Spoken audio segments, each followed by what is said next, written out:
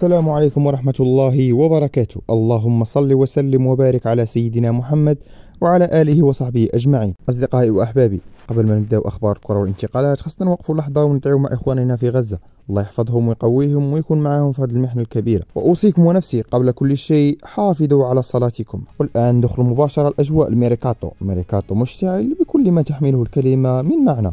أخبار تتساقط كالمطر وصفقات تقلب الموازين لحظة بلحظة. نبدأ من إنجلترا وتحديدا مع مانشستر يونايتد، النادي الأحمر لهذه الأيام عيش زلزال الانتقالات. رسميا أعلن رحيل المهاجم الشاب راسموس هويلاند إلى نابولي الإيطالي إعارة لمدة موسم. اللاعب اللي جا من أتلانتا في 2023 وسجل أكثر من 25 هدف، اليوم غادي يجرب حظه في الكالتشيو من جديد وبالضبط مع نابولي اللي كيسعى يرجع مجده بعد رحيل أوزيمين. لكن المفاجأة الكبيرة هي رحيل البرازيلي أنطولي نحو ريال بيتيس الإسباني بصفقة انتقال دائم. اللاعب اللي عاش فترة صعبة مع اليونايتد لقى نفسه من جديد في بيتيس لما تعار لهم الموسم الماضي وسجل أهداف حاسمة، واليوم بيتيس قرر يشتري عقده كامل. وموقفاتش هنا، مانشستر يونايتد كذلك أكد إعارة الإنجليزي جادون سانشو إلى أستون فيلا حتى نهاية الموسم، واحد من اغرب الملفات. لاعب جاء بصفقه ضخمه من دورتموند وما قدرش يبان بالقيمه ديالو، واليوم ربما فيلا يكون فرصه لانقاذ مسيرته. وبنفس البيان النادي اعلن التعاقد مع الحارس سيني لامنتس من اونتريب اعاره لتغطيه مركز الحراسه اللي ولا عنده مشاكل كبيره. نمشيو الان لايطاليا، انتر ميلان فجر مفاجاه لما اعلن رحيل المدافع الفرنسي بنجامين بافارد نحو اولمبيك مارسيليا، اعاره مع خيار الشراء. بافارد اللي جا من باير ميونخ واللي كان واحد من الاعمده الدفاعيه، لكن واضح ان المدرب ما بقاش معتمد عليه بشكل اساسي، وهكذا اختار يغير الاجواء ورجع لفرنسا. وبما اننا ذكرنا باير، العملاق بافاري يتحرك هو الاخر واعلن تعاقده مع المهاجم السنغالي نيكولاس جاكسون من تشيلسي على سبيل الاعاره. خطوه غريبه وصادمه للجماهير الانجليزيه، لان جاكسون كان من بين المهاجمين الشباب اللي بداو كيبانوا بقوه في البريمير ليج. اليوم نشوفوه في الدوري الالماني بقميص الباير، يمكن كحل مؤقت لخط الهجوم. في انجلترا ارسنال كذلك حاضر بقوه، النادي اعلن عن ضم الدولي الاكوادوري بير هين كابي من باير ليفركوزن اعاره لتعزيز الدفاع، لكن في نفس الوقت ودعوا ظاهرهم الاوكراني زينشيكو اللي مشى لنوتنغهام فورست اعاره حتى نهايه الموسم.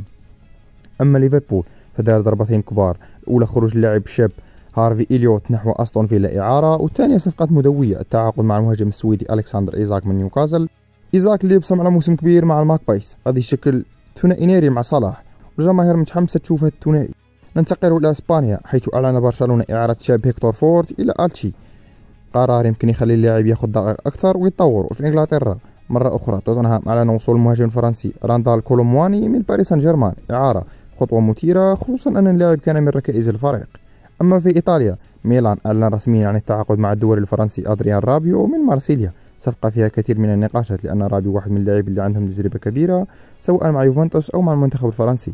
وما ننساش كذلك أن المغربي بلال خنوس انتقل من ليستر سيتي إلى شوكتارز إعارة لموسم، خطوة مهمة للاعب المغربي الشاب باش يتطور أكثر.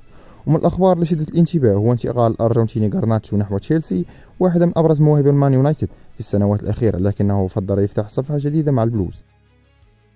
أما بالنسبة للجماهير المغربية فأكثر خبر فرحهم هو انتقال موهبة إلياس بن صغير إلى باير ليفركوزن قادما من موناكو بعقد طويل حتى 2030. الصحافة الألمانية كتقول أن ليفركوزن ضارب ضربة قوية بهذا اللاعب اللي يعتبر من أبرز الأسماء الصاعدة في فرنسا.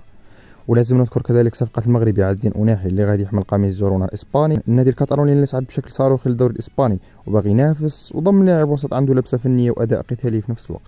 أما على المستوى الأندية المغربية نهضة بركان خرج بموقع صارم جدا بخصوص نجمه أسامة المليوي. الصحافة المغربية أكدت أن النادي رافض يبيع اللاعب لمنافسه المقبل في دوري أبطال إفريقيا الأهلي المصري. إدارة بركان قالت بالحرف ما نقدروش نعطيو الخصم الإفريقي رمحا يغرسوا في ظهرنا، كلام قوي يعكس الذكاء التكتيكي ديال إدارة الفريق البرتقالي.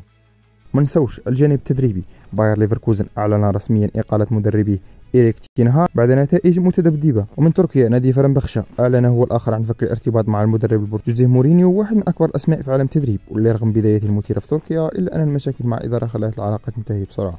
وأخيرا ملف الحارس البرازيلي إيدرسون، الصحافة التركية كتأكد أنه قريب جدا من الدوري التركي، ولكن مازال ما تحددش واش الوجهة غادي تكون غالاتا سراي ولا فرنبخشة. الأيام القادمة وحدها اللي غادي تكشف. هكذا أصدقائي نكون وصلنا لختام جولتنا الدرامية في ميركاتو مشتعل، انتقالات صادمة، صفقات قوية وإقالات مدوية. خلوا لنا في التعاليق شكون أكثر صفقة أو خبر فاجئكم، ولا تنسوا الإعجاب بالفيديو والاشتراك في القناة وتفعيل زر الجرس ليصلكم كل جديد.